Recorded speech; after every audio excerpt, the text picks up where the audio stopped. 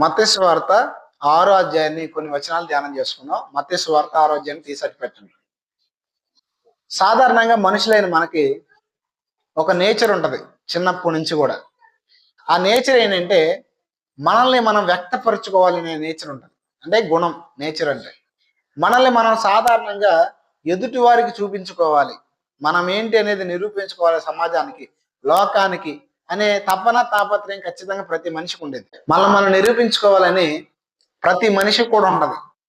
ఇది సహజంగా చిన్నప్పటి నుంచి ఉంటది మనుషుల్లో. పిల్లలు కూడా చూడండి, పిల్లలు కూడా హావభావాన్ని వ్యక్తపరుస్తూ ఉంటారు. ఎందుకంటే వారిని వారు ఎక్స్పోజ్ చేయరు. అయితే ఇవి కొన్ని విషయాల్లో బాగానే ఉంటది కానీ దైవికమైన విషయాల్లోకి వచ్చేసరికి మనల్ని మనం ఎక్స్పోజ్ చేసుకునే గుణము అహంకారానికి దారితీసింది. చాలా మంది గొడవలు ఆడుకునే వాళ్ళు ఇలా మాట్లాడతారు. నేనంటే ఏంటో తెలుసా, నేనంటే అది, నేనంటే ఇది, నేనేంటో చూపిస్తాను. అసలు నాకు అర్థం కాని విషయం ఏంటంటే మన జీవితం ఎంత, మనం ఎంత, ఈరోజు పడుకుంటే రేపు లెగుస్తామో లేదో కూడా తెలియదు. అది మన లైఫ్. గ్యారంటీ లేని జీవితాలు మనకి. ఇలాంటి తాత్కాలికమైన జీవితాన్ని కలిగిన మనం ఇలాంటి డైలాగులను ఎక్స్పోజ్ చేస్తుంటే లోకంలో ఉన్న వ్యక్తులకి, ఎక్స్పోజ్ చేసే వ్యక్తులకి గొప్పగా ఉండొచ్చు కానీ ఆధ్యాత్మిక జ్ఞానం కలిగిన వ్యక్తులకైతే నవ్వు వస్తుంది. ఏమొస్తుంది? అంతే కదా. బలవంతుడు తన బలాన్ని ప్రదర్శించడంలో అతిశయపడతాడు, జ్ఞానవంతుడు తన జ్ఞానాన్ని ప్రదర్శించడంలో అతిశయపడతాడు. అయితే ఆధ్యాత్మిక జ్ఞానం కలిగిన వ్యక్తి ఎప్పుడూ కూడా తనను తాను వ్యక్తపరచుకోడు. తనను తాను వ్యక్తపరుచుకుని అహంకారానికి పోయే ప్రతి వ్యక్తి కూడా ఖచ్చితంగా తనకు కలిగి ఉన్న ప్రతిదీ కోల్పోతాడు ఒకరోజు. ఇక్కడ ఖచ్చితంగా దేవుని ఎరిగిన మనము మన జీవితంలో యేసు ప్రభుని నమ్ముకున్నాం అంటే అర్థం ఏంటంటే నిన్ను నువ్వు కనపరుచుకోవడానికి కాదు. యేసు ప్రభుని నమ్ముకున్నాం అంటే అర్థం ఏంటంటే నువ్వు చచ్చిపోయి ఆయనలో జీవించావు. చాలా మందికి ఈ స్పృహ అనేది ఉండదు మందిరానికి వచ్చే వాళ్ళు కూడా. ఇప్పుడు మీరు చచ్చిపోతేనే కదా బాప్తిసం పొందింది. మీరు మారు మనసు పొంది బాప్తిసం ఎప్పుడైతే పొందారో మీరు మరణించారు. మీరు మరణించి క్రీస్తుతో కూడా తిరిగి లేపబడ్డారు. అంటే దేవుడు మీకు ఒక నూతనమైన జీవితాన్ని ఇచ్చాడు. కానీ మనం ఏం చేస్తామంటే ఆ పాత స్వభావాన్ని మనలో పెట్టుకుని మనల్ని మనం వ్యక్తపరచుకోవడానికి ఇష్టపడతాం. కానీ దేవునికి అది ఇష్టం ఉండదు. మనం ప్రతి దాంట్లో ఎక్స్పోజ్ అవ్వాలి, ప్రతి దాంట్లో పేరు రావాలి. ఇక్కడ చూడండి విచిత్రం, గొడవల్లో కూడా అంతే. భార్యాభర్తల గొడవలో కూడా అంతే. భార్య గెలవాలని భార్య, భర్త గెలవాలని. ఎప్పుడైనా నేను ప్రశ్న అడుగుతాను, మీకు ఒక వ్యక్తికి వాదోపవాదం జరిగింది అనుకోండి, చిన్న గొడవ వచ్చింది. గొడవ వచ్చినప్పుడు తప్పెవరిది, అసలు మా ఇద్దరి మధ్యన ఎందుకు డిస్కషన్ వచ్చింది అని ఆలోచన ఎప్పుడన్నా కూర్చొని చేశారా? ఫస్ట్ అది ఉండదు. నువ్వు నిరూపించుకొని నువ్వు మాట్లాడతావు, నువ్వు నిరూపించుకొని నువ్వు మాట్లాడతావు. అంటే ఇటు సైడ్ భార్య, ఇటు సైడ్ భర్త. ఎవరి సైడ్ వాళ్ళు వాళ్ళని వారు నిరూపించుకోవడానికి వాదిస్తూ ఉంటారు లాయర్ లాగా. అప్పుడు జరిగేది ఏంటంటే ఎదుటి వ్యక్తుల మీదకి నిందలు, ఎదుటి వ్యక్తుల మీదకి అవమానాలు, ఎదుటి వ్యక్తుల్ని అనకూడనే మాటలు అంటారు తప్ప అక్కడ కుటుంబం కట్టబడదు. ఎందుకు ఈ విషయాన్ని చెప్తున్నానంటే మనలో ఈ ఎక్స్పోజింగ్ నేచర్ అనేది ఎంత దారుణమైన స్థితికి మనల్ని తీసుకెళ్తుంది అంటే ఖచ్చితంగా కొన్నిసార్లు కుటుంబాన్ని కోల్పోయే పరిస్థితులు కూడా వస్తాయి. అందుకే మనం దేవుణ్ణి ఎరిగిన వారిగా దీన స్వభావాన్ని ధరించుకోవాలని దేవుని వాక్యం చెప్తుంది. దీన స్వభావం కలిగిన ఎవరో కూడా వారిని వారు వ్యక్తపరచుకోరు. దీన స్వభావం కలిగిన ప్రతి ఒక్కరు కూడా క్రీస్తుని వ్యక్తపరిచే వారిగా ఉంటారు. ఎవరిని వ్యక్తపరిచే వారికి ఉంటారు? మీరు ఒక కార్యం జరుగుతుందన్నా, మీ ద్వారా దేవుని పని జరుగుతుందన్నా మీరే ఎప్పుడైతే గొప్పగా ఫీల్ అవుతారో అప్పుడే మీరు దేవునికి వ్యతిరేకులు అయిపోతారు. అప్పుడే మీ పతన వ్యవస్థ స్టార్ట్ అయింది. మీరు బాగా గుర్తుపెట్టుకోండి, ఎవరైతే అహంకారంతో ఎగిరి పడతారో వాళ్ళని మీరేం అనవసరంలా. ఎందుకు అనవసరం చెప్పనా? వాడి స్వనాశనం వాడి చేతిలోనే ఉంది. ఎందుకంటే అహంకారం వాడిని ఖచ్చితంగా కిందకి తీసుకొచ్చింది. దేవుడు పెట్టిన నియమం అది ఖచ్చితంగా. అందుకే మనం ఏం చేయాలంటే ఈ స్వభావాన్ని జయించే వారిగా ఉండాలి. ఏ స్వభావాన్ని? ఎక్స్పోజ్ చేసుకునే స్వభావాన్ని. ఇప్పుడు నీకు ఒక మంచి పని చేసావు, నీకు మంచి పేరు వచ్చింది. ఇప్పుడు దాన్ని బట్టి నువ్వు ఎవరైనా పొగడతలు, ప్రశంసలు నీకు వస్తే ఏం చేయాలి? దేవునికి దాన్ని అప్పగించాలా లేదా? నాదేముంది, దేవునిదే అని సింపుల్గా అనాలి. కానీ చాలా మంది ఏం చేస్తారంటే వారు చేసిన దాన్ని బట్టి వారికి వచ్చింది అన్నట్లు వారు ఘనత పొందుతారు. రెండోది, ఇతరులను తక్కువ చేసి మాట్లాడతారు. అందుకే వాక్యము స్పష్టంగా చెప్తుంది ఏమనంటే మత్తయి సువార్త 6వ అధ్యాయము 1వ వచనం.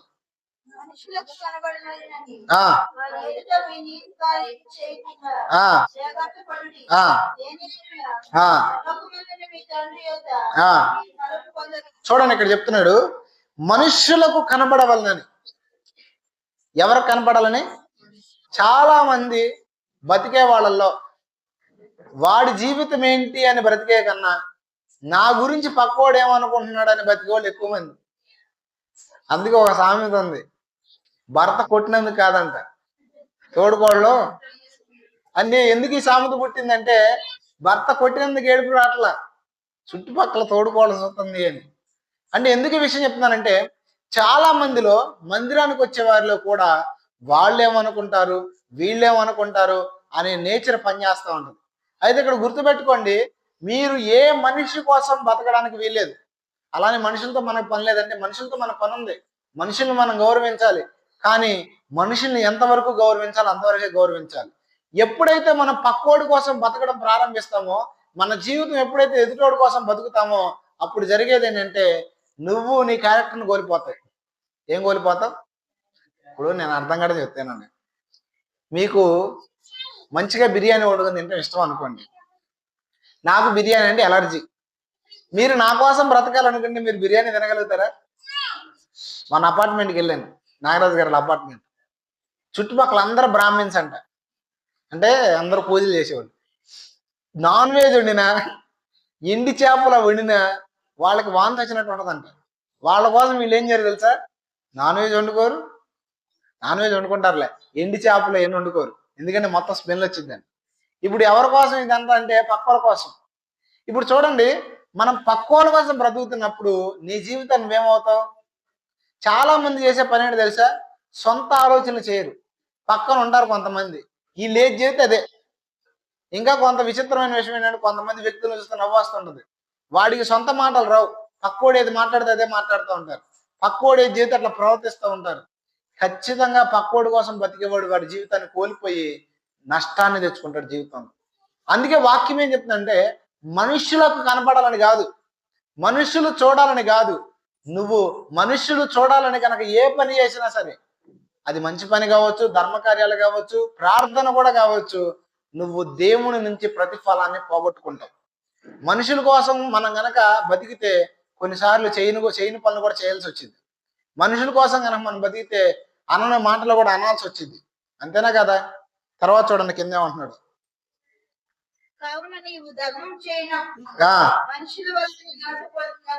నువ్వు ధర్మం చేసేటప్పుడు మనుషుల వల్ల ఘనత పొందాలని చూడండి పొందేవాళ్ళని వేషధారులు సమాజ మందిరంలోను వీధుల్లోనూ చేయలాగున నీ ముందర వారు తమ ఫలమును పొంది ఉన్నారని నిశ్చయముగా మీతో. చూడండి, వేషధారులు అంట సమాజంలో వీధుల్లో ఎదుటి వాళ్ళకి సహాయం చేస్తారంట, సహాయం చేసి ఊర ఉదించుకుంటారంట. ఏమని? పలానా వ్యక్తి నాకు సహాయం చేశాడు అని. ఈరోజు మందిరాల్లో కూడా దౌర్భాగ్యకరమైన విషయం ఏంటంటే, మొన్న మా ఊర్లో పలానా ఆయన ఒక 1000 నూట పహార్లు ఇచ్చాడు, పలానా ఆయన ఒక 2000 ఇచ్చాడు, పలానా ఒక 3000 ఇచ్చాడు, చదువుతున్నాడు పాస్టర్ గారు. సాధారణంగా నేను చిన్నప్పటి నుంచి హైందవ కుటుంబంలో పుట్టాను కాబట్టి మా గోళ్ళల్లో చదివేవాళ్ళు ఏమని, పలానా రజన 100 పహారు ఇచ్చింది, పలానా ఆమె ఇంకో 100 ఇచ్చిందని. కానీ ఇప్పుడు దౌర్భాగ్యం ఏంటంటే అన్యులు చూసి మనోళ్ళు అహంకారానికి లోనయ్యి వీరి పేర్లు చదివించుకోవాలనే సెన్స్ మనిషిలో పడుతుంది. అంటే ఇప్పుడు అన్యుల పద్ధతి వాక్యానికి వ్యతిరేకమైనా కూడా ఎందుకు నేడు క్రైస్తవ సమాజంలో జరుగుతుందంటే స్వయము, అహము, మెప్పు వారిని పరిపాలించడం. ఇప్పుడు ఈ వాక్యము స్పష్టంగా క్లారిటీగా ఉందా? మీరు బోర తెచ్చుకోవద్దు, మీరు ఎవరికి చెప్పొద్దు, మీ కుడి చేతి ఇచ్చిందో ఎడ చేతికి. ఇప్పుడు ఈ వాక్యాలు చదివాయని తెలీదా? చదివించుకునే వాళ్ళకి తెలీదా? తెలిసినప్పటికీ కూడా ఎందుకు ఇవన్నీ రిపీట్ అవుతున్నాయి, ఎందుకు ఇవన్నీ జరుగుతున్నాయి అంటే మనిషి ఘనత పొందాలి అనే స్వభావం మనిషిలో ఉండడం. ఇక్కడ చూడండి, యేసు ప్రభువు అందుకే స్పష్టంగా చెప్తున్నాడు, వారు వాళ్ళ ఫలాన్ని పొందుతారంట. అంటే ఇక్కడ ఏంటంటే నువ్వు రహస్యముగా చేస్తే ఒకటి దేవుడి నుంచి ప్రతిఫలం పొందుతావు, దేవుని కొరకు కాకుండా బహిరంగంగా నీ మెప్పు కొరకు చేస్తే దానికి కూడా దేవునికి ప్రతిఫలం ఇస్తాడంట. ఎవరైతే ఘనత కొరకు, ఎవరైతే గొప్పల కోసం పరిగెత్తుతారో వాళ్ళ జీవితంలో దేవుడు వాళ్ళని తగ్గిస్తాడు. అందుకే మనం చేయాల్సిన పని ఏంటంటే ఎప్పుడు కూడా దేవుని గొప్ప కోసం పరిగెత్తాలి. ప్రతి క్రైస్తవుడి యొక్క జీవిత విధానం ఎలా ఉండాలంటే వారి జీవితం నుంచి క్రీస్తును ప్రత్యక్షపరచాలి. ఎవరిని ప్రత్యక్షపరచాలి? క్రీస్తుని ప్రత్యక్షపరచకపోతే నిన్ను నువ్వు ప్రత్యక్షపరచుకుంటావు. నిన్ను నువ్వు ఎప్పుడైతే ప్రత్యక్షపరుస్తావో అప్పుడు జరిగేది ఏంటంటే దేవుడి యొద్ద నుంచి నీకు దేవుడిచ్చే ప్రతిఫలాలను నువ్వు పోగొట్టుకుంటావు. అందుకే ఎప్పుడో కూడా గొప్పలకు పోవద్దు. గొప్పలకు పోయిన వాళ్ళు చరిత్రలో కూలిపోయిన వాళ్ళు చాలా మంది ఉన్నారు. మీకు ఉదాహరణకు ఒక వ్యక్తిని చూపిస్తాను. ఆ వ్యక్తి ఎవరంటే హిజ్కియా. దేవుడు హిజ్కియాని పిలుస్తాడు. హిజ్కియా నీ టైం అయిపోయింది, నువ్వు సిద్ధంగా ఉండంటే హిజ్కియా ఏడుస్తాడు దేవుడి దగ్గర. అయ్యా నీకు నీ సన్నిధులు నేను చేశాను కదా, నన్ను ఒకసారి జ్ఞాపకం చేసుకుని మరలా నన్ను బాగు చేయను, నాకు మరలా జీవితాన్ని ఇవ్వని అడిగితే దేవుడు హిజ్కియాకి 15 సంవత్సరాల ఆయుష్ని ఇస్తాడు. ఎన్ని సంవత్సరాల ఆయుష్ని? ఈ 15 సంవత్సరాల ఆయుష్లో హిజ్కియా ఏమన్నా గొప్ప కార్యాలు చేశాడంటే అంతకు ముందు చాలా గొప్ప కార్యాలు చేశాడు. కానీ ఎప్పుడైతే హిజ్కియాకి దేవుడు కొత్త జీవితాన్ని ఇచ్చాడో, 15 సంవత్సరాల ఆయుష్ని ఇచ్చాడో, హృదయం ముందు గర్వించి, మన భాషలో చెప్పాలంటే ఎత్తులకు పోయి శత్రువు దేశం నుంచి వచ్చిన వాళ్ళకి తన ధనాగారము, తన రాజ్యం ఉన్న సంపద మొత్తం చూపిస్తాడు. ఎప్పుడైతే అలా చూపిస్తాడో జరిగేది ఏంటంటే కొన్నాళ్ల తర్వాత హిజ్కియా యొక్క రాజ్యంలోనికి శత్రువులు వచ్చి ఈజీగా ఆ యొక్క రాజ్యాన్ని జయిస్తారు.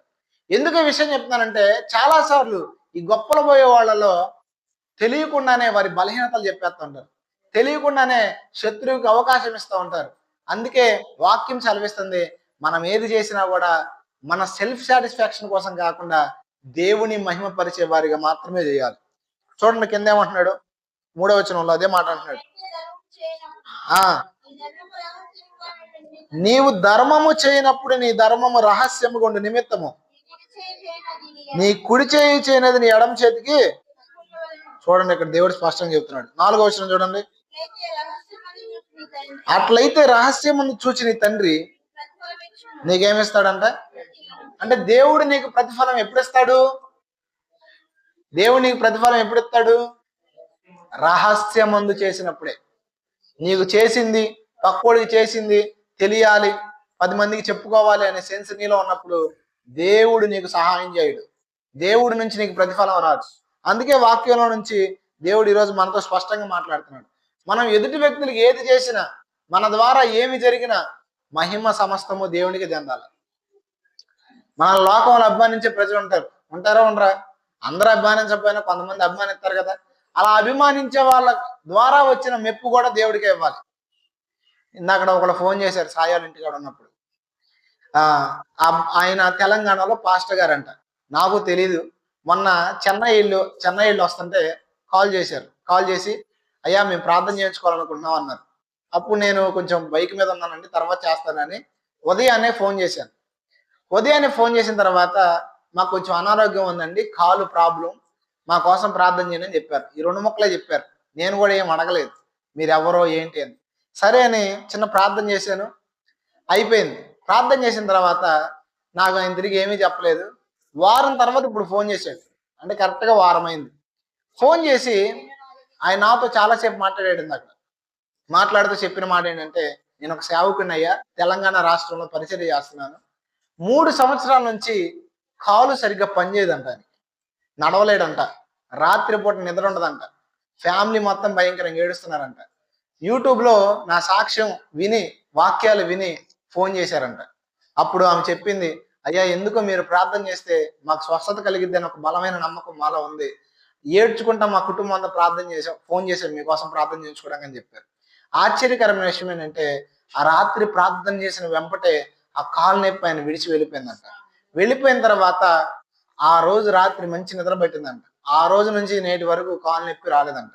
ఆయన ఏమన్నాడంటే, నువ్వు సేవకుడివి, నేను కూడా ఒక సేవకుడిని అయ్యా, నువ్వు కనపడితే నీ కాళ్ళు గడిగిన ఆ నీళ్ళు ఆ నెత్తిమే పోసుకోవాలనుకున్నాను అన్నాడు. ఓరి బాబు నీకు దండం పెడతానయ్యా, ఆ మాట మాత్రం అనొద్దు, నేను కూడా నువ్వు ఎలాంటి వ్యక్తివో అలాంటి సాధారణమైన కార్యము జరిగిందంటే దానికి కేవలం దేవుని మహిమ మాత్రమే కారణం. ఎందుకు నేను ఈ విషయం చెప్తున్నానంటే, ఇలా ప్రజలు మనల్ని పొగుడుతున్నప్పుడు మనలో రాకూడదు ఏంటంటే అహంకారం. కార్యాలు జరుగుతాయి, అద్భుతాలు జరుగుతాయి, స్వస్థతలు జరుగుతాయి, ఎన్ని జరిగినా చేస్తుంది మాత్రం దేవుడే.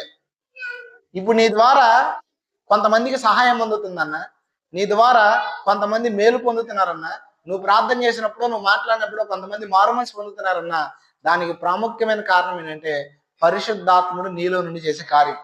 సో నువ్వు చేయాల్సిన పని ఏంటంటే సమస్త మహిమ దేవునికి చెల్లించే విధముగా ఉండాలి. అలా డిజైన్ చేసుకోవాలి నిన్ను నువ్వు కనపరుచుకుంటే ఏమవుతుందంటే దేవుని మహిమ కనపడదు. ఎప్పుడైనా గుర్తుపెట్టుకోండి, ఎవరైతే వారిని వారు కనపరుచుకుంటారో వారి ద్వారా దేవుడి మహిమ కనపడదు. నేను ఇన్ని చోట్ల కలిసి బోల్డ్ కార్యాలు జరుగుతాయి. ఎక్కువ నేను స్వస్థతలు జరిగినాయి, అద్భుతాలు జరిగినాయి, నేను ప్రార్థన చేస్తే అట్ట జరిగింది చాలా తక్కువ చెప్తాను. ఎందుకు చెప్తానంటే దేవుడు కొన్నిసార్లు మీలో విశ్వాసంలో బలపరచబడటానికి కార్యాలు జరిగినాయి చెప్తాను. నేను ఎక్కువగా ఇట్లాంటి చెప్తే మీ విశ్వాసం నా మీదకి వస్తుంది. నా మీద కాదు మీ విశ్వాసం రావాల్సింది, దేవుడి మీదకి. అంటే నన్ను నేను ఎక్స్పోజ్ చేసుకుంటే ఏమైందంటే ఎక్కువగా మీ విశ్వాసం నా మీదకి వచ్చింది. నా మీదకి రావడం వల్ల ఉపయోగం లేదు. అలాగే మీరు వ్యక్తపరచుకోవడం వల్ల ఏమైందంటే ప్రజలు మీ వైపు చూస్తారు. అదే మీరు సహాయం చేసి దేవుని నామాన్ని హెచ్చించడం వల్ల ఏమైందంటే అనేకులు దేవునికి కనెక్ట్ అవుతారు. అర్థమవుతుంది నేను చెప్పింది? నేను చెప్పేది కొంచెం స్పృహతో వింటే అర్థమైంది. నేను చెప్పేది అర్థం కాకపోతే మీరు స్పృహలో లేరని అర్థం. ఓకేనా? తర్వాత చూడండి 6వ వచనం.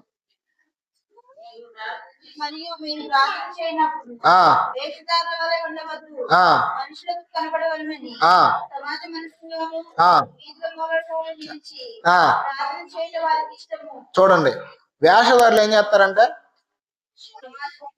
వీధుల్లోను సమాజ మందిరాల్లోను మనోళ్ళు చాలా మంది వేకుజావ ప్రార్థన అనగానే చేసే పని ఏంటంటే పాస్టర్ గారిలో మైక్ ఆన్ చేస్తారు, ఊరినంతా నిద్రలేపుతారు 5 గంటలకి. ఇది వ్యక్తిగత ప్రార్థన కాదు. ఇప్పుడు నేను పొద్దున్నే వచ్చి చేయొచ్చు ఇక్కడ, కానీ నేను పొద్దున్న వచ్చి ఎందుకు చేయనంటే దాంతో పెద్ద ఉపయోగం లేదు. ఊళ్ళో పూజారి పొద్దున్న లేచి మంత్రాలు చదువుతారు, మనం ప్రార్థన చేస్తాం అంతే. ఎందుకు ఈ విషయం చెప్తున్నానంటే ప్రజల కొరకు ప్రార్థన చేసినా, నీ వ్యక్తిగతంగా నువ్వు ప్రార్థన చేసుకున్నా నీ ప్రార్థన ఎలా ఉండాలంటే నేను ప్రార్థన చేయడం అందరూ వినాలి అనే సెన్స్లో ఉండకూడదు. వ్యక్తిగతంగా రహస్యం ముందు చేయాలి. నేను మీ కొరకు ఎప్పుడు కూడా బహిరంగంగా ఓనైనా తండ్రి దేవాన్ని ప్రార్థన చేయను, వ్యక్తిగతంగా ప్రార్థన చేస్తాను. కారణం ఏంటంటే వినాల్సిన ఆయన వింటే చాలు ప్రార్థన. అవునా? అందరు వినాలా? వినాల్సిన ఆయన వింటే ఏమైతే తెలుసా, రహస్యం ముందు చూస్తున్న నీ తండ్రి నీకు ప్రతిఫలం ఇస్తాడు. కానీ ఈరోజు చాలా మందికి ఉన్నవి లేనట్టు వారి భక్తిని కనపరుచుకోవాలి, వారి భక్తి పరులుగా సమాజంలో నిరూపించబడాలని ఆలోచనలతో ఏం చేస్తారు చెప్పనా, చాలా మంది ప్రార్థన చేస్తారు. అలాంటి ప్రార్థన అయినా అలాంటి స్వభావం అయినా దేవునికి అసహ్యం. ఏం అసహ్యం? అసహ్యం కాబట్టి నేను అక్కడ రాయించింది. మీకు అర్థం కావడానికి ఒక విషయం చెప్తాను. అపోస్తుల కార్యముల గ్రంథం 5వ అధ్యాయము 1 నుంచి చూడండి.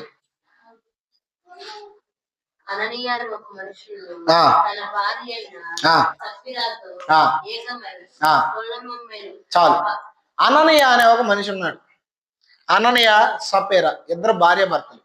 వీరేం చేశారంటే అందరూ పొలాలు అమ్ముతున్నారు, అందరూ స్థలాలు అమ్ముతున్నారు.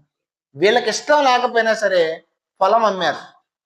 పొలం అమ్మి ఏం చేశారంటే కొంచెం డబ్బులు వీళ్ళు దాచుకున్నారు, కొంచెం డబ్బులు ఏం చేశారంటే సంఘంలో ఇచ్చి మేము పొలం అమ్మాము, వచ్చిన డబ్బులన్నీ మీకు ఇచ్చేస్తున్నామని పేతురుతో చెప్పి డబ్బులు ఇచ్చారు. అప్పుడు పరిశుద్ధాత్మ దేవుడు ఏం చేశాడంటే పేతురికి ప్రత్యక్షపరిచాడు. ఇదిగో వీళ్ళు పొలం అమ్మారు కానీ పూర్తి డబ్బులు ఇవ్వలేదు, వీళ్ళు దాచుకున్నారు, వీళ్ళు వేషధారం చూపిస్తున్నారని. అప్పుడు పేతురు అడుగుతాడు, అయ్యా నువ్వు ఇంతకే అమ్మావంటే నేను ఎంతకే అమ్మాను అంటాడు. అప్పుడు పేతురు గారు అంటాడు, పరిశుద్ధాత్మను నువ్వు మోసం చేయాలనుకున్నావా? రెండోది, అపవాది నీ హృదయాన్ని ప్రేరేపించడానికి నువ్వు ఎందుకు చోటిచ్చావా అని అడుగుతాడు. వెంపటే పడి చచ్చిపోతాడు.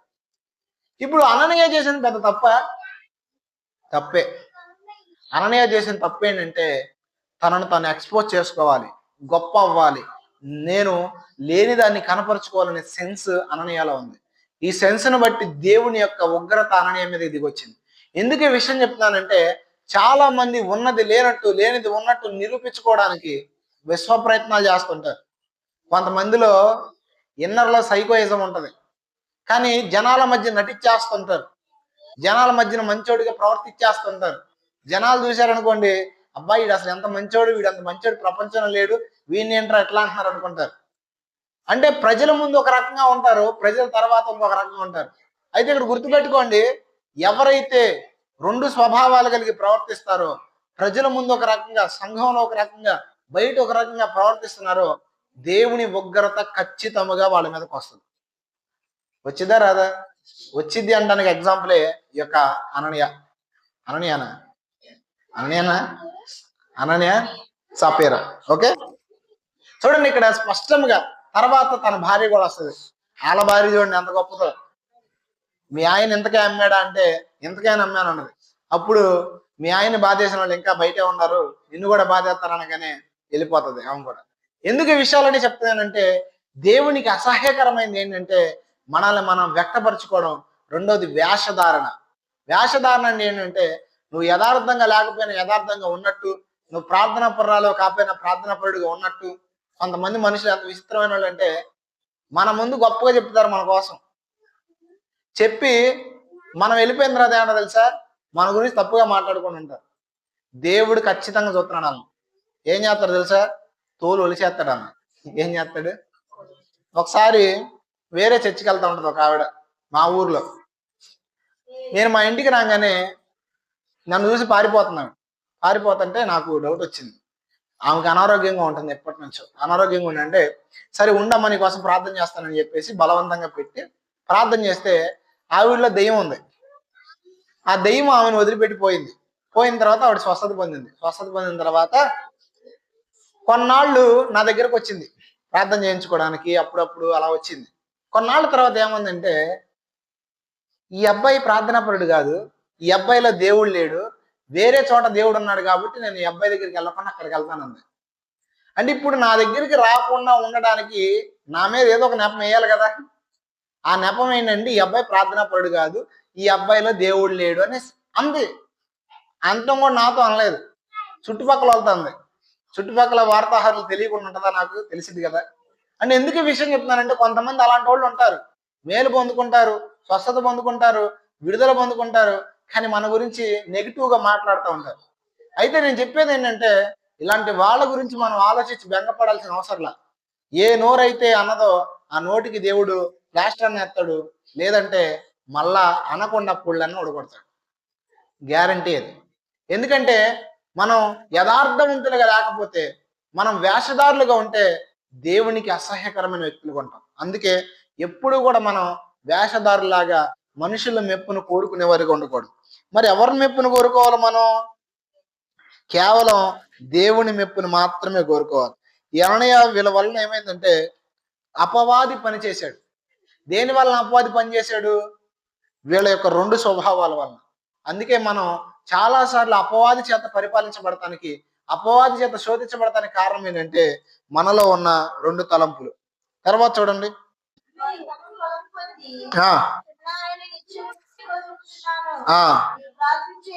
చూడండి ప్రార్థన కూడా ఎలా చేయమంటున్నాడు చూడండి. మీరు ప్రార్థన చేయనప్పుడు నీ గదిలోనికి వెళ్ళి తలుపు వేసి రహస్యమందున నీ తండ్రికి ప్రార్థన చేయము,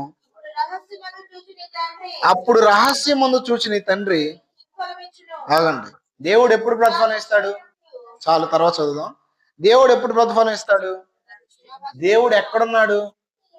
రహస్యమందు అన్నాడు. దేవుడు మనందరూ కనబడుతున్నాడా? ఎందుకు కనబడట్లేదండి? ఆయన రహస్యమందు అన్నాడు. రహస్యమందున నీ తండ్రి ఏం చేస్తాడంటే నీకు ప్రతిఫలం ఇస్తాడు.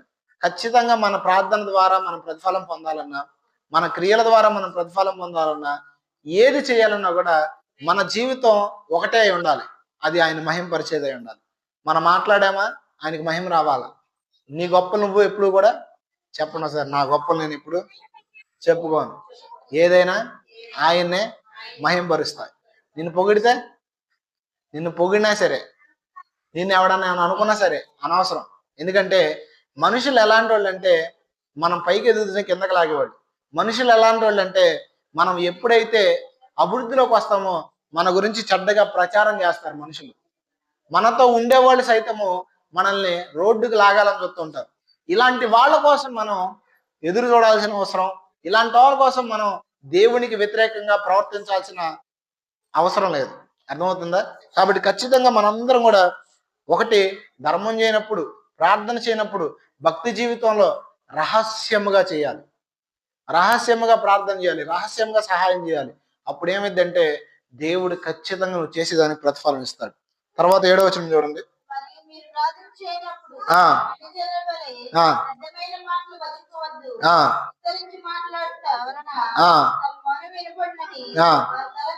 చాలు. చూడండి, ఇక్కడ దేవుడు చెప్తున్నాడు, అన్ని జనులంట విస్తరించి ప్రార్థన చేయడం వల్ల వారి యొక్క మనవి. అంటే ఇప్పుడు మన ప్రార్థన అనేది ఎలా ఉండాలి?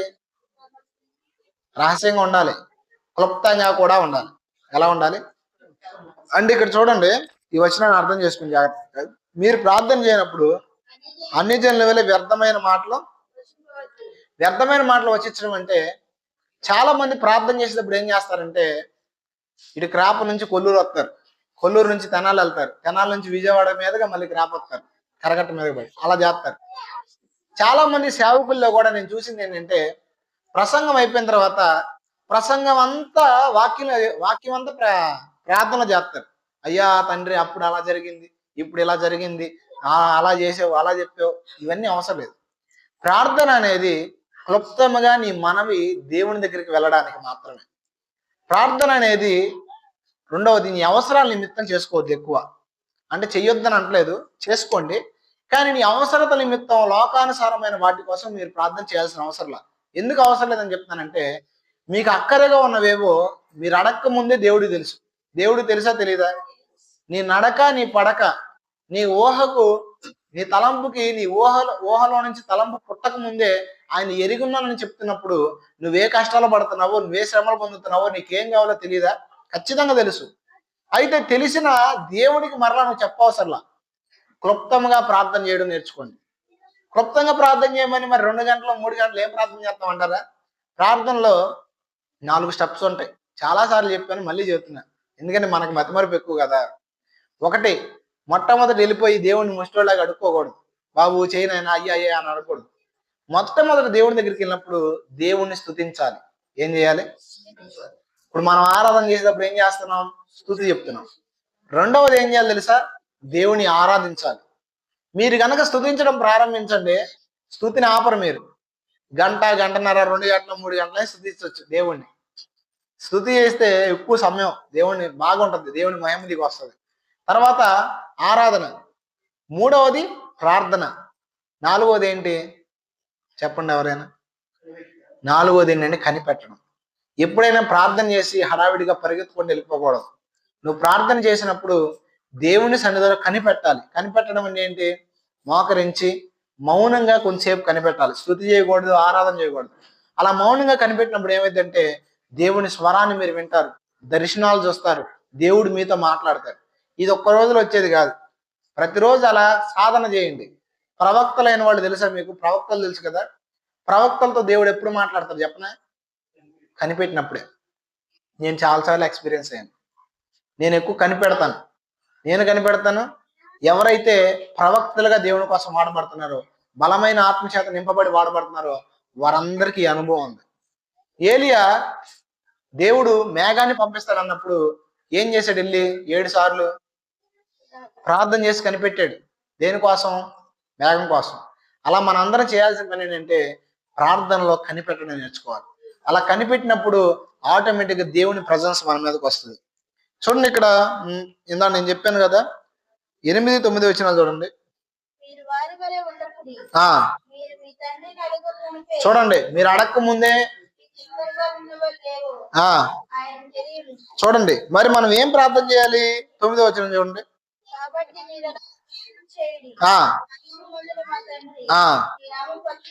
ఆగండి, నీ నామము అంటే నీ జీవితం ద్వారా ఏమవ్వాలి? మీరు పరలోక ప్రార్థన ఎలా చదువుతారు? ప్రభు నేర్పిన ప్రార్థన అంటారు, కొంతమంది పరలోక ప్రార్థన అంటారు. సరే, ప్రభు నేర్పిన ప్రార్థన ఎలా చదువుతారో నాకు తెలియదు, కానీ నేనైతే ఎలా చదువుతానంటే ప్రతిరోజు చదువుతా. నేను అంటే చదవడం అంటే బైబిల్లో చదవను, నాకు నేను చెప్పుకుంటా. ప్రతిరోజు ఉదయం నా ప్రార్థన అయిపోగానే, పరలోకమందున్న తండ్రి నీ నామము నేను ఎలా చదువుతానంటే, ఈ దినము నా ద్వారా పరిశుద్ధపరచబడిన గాక, నీ రాజ్యము నా ద్వారా వచ్చును గాక. నా ద్వారా అంటే దేవుడు ఎవరి ద్వారా పనిచేస్తాడు? మీ ద్వారానే కదా. తర్వాత నీ చిత్తము పరలోకముందు నెరవేర్చమన్నట్లు భూమి యందు ఈ దినము నా ద్వారా జరిగించబడును గాక. నా అనుదిన ఆహారం నాకు దయచేయి. నేను నా ఎడల అపరాధం చేసిన వారిని క్షమించిన ప్రకారం నువ్వు కూడా నన్ను క్షమించని దేవుణ్ణి అడుగుతా. ఎందుకు చెప్తున్నానంటే ఈ పరలోకపు ప్రార్థనలో, ప్రభువు నేర్పిన ప్రార్థనలో ఎక్కువ శాతము దేవుడు తన రాజ్యం కోసం నేర్పించాడు. దేనికోసం నేర్పించాడు అంటే, ఇప్పుడు ఏ వ్యక్తి అయితే దేవుణ్ణి ఎక్స్పోజ్ చేస్తాడో తన జీవితం ద్వారా, ఏ వ్యక్తి అయితే తన జీవితం ద్వారా దేవుని మహింపరుస్తాడో, ఆటోమేటిక్ గా జరిగేది ఏంటంటే ఆ వ్యక్తి అక్కరతలన్నీ, మనవలన్నీ తీర్చబడతాయి. అర్థమవుతుందా? మనల్ని మనం ఎక్స్పోజ్ చేసుకోకుండా ఎప్పుడైతే దేవుని ఎక్స్పోజ్ చేస్తామో, దేవుని రాజ్యం కొరకు ప్రయాసపడతామో, అప్పుడు జరిగేది ఏంటంటే మన మనవులు మనం దేవునికి ప్రార్థన చేయకుండానే అంగీకారంగా మార్చబడతాయి. అందుకే చూడండి, ఆఖరిలో 33వ వచనంలో ఆయన చెప్తున్నాడు. 32 నుంచి చూడండి, మీకు అర్థమైంది. ఇవన్నీ అంటే ఏంటి? ఆహారం కావాలి, వస్త్రం కావాలి, తర్వాత ఈ లోకంలో జీవించడానికి సదుపాయాలు కావాలి. ఇవన్నీ కావాలని దేవుడికి తెలుసు. తెలియను.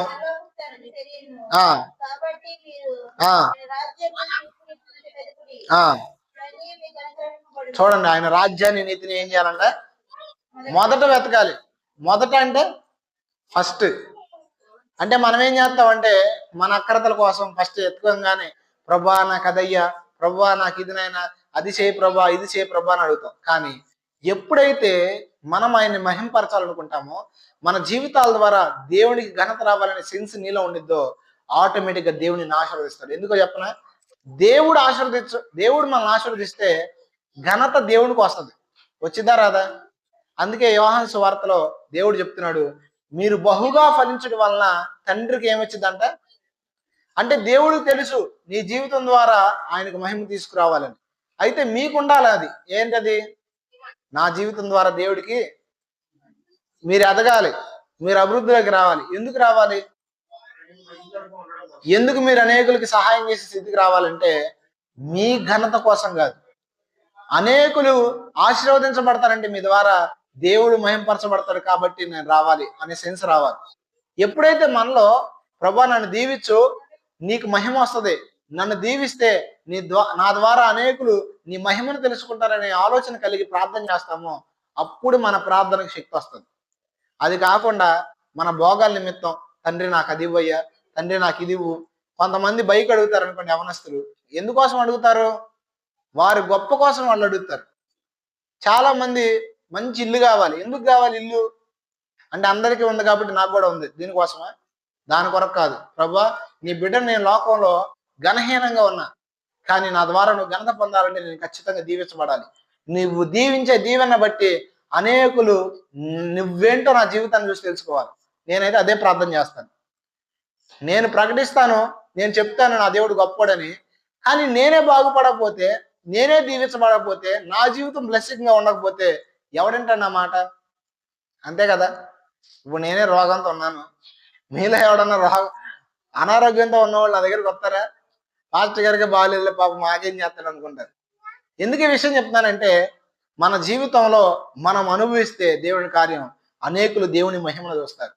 ఈ ఆలోచన, ఈ స్పృహ ఎవరిలోకైతే వచ్చిందో దేవుడు ఖచ్చితంగా వాళ్ళని దీవిస్తాడు. మీలో గనక ఈ ఆలోచన రాకపోతే, లోకంలో బాగుండాలి, అందరిలో పేరు పొందాలి, అందరిలో మెప్పు పొందాలని ఆలోచన వచ్చింది. ఈ ఆలోచన వస్తే దేవుడు దీవించడు. మన ఆలోచనలు మార్చుకుందాం. ఏది చేసినా కూడా మనం ప్రతిదానిలో దేవుడి మహిమను వెతుకుదాం. ఖచ్చితంగా దేవుడు మనల్ని దీవిస్తాడు.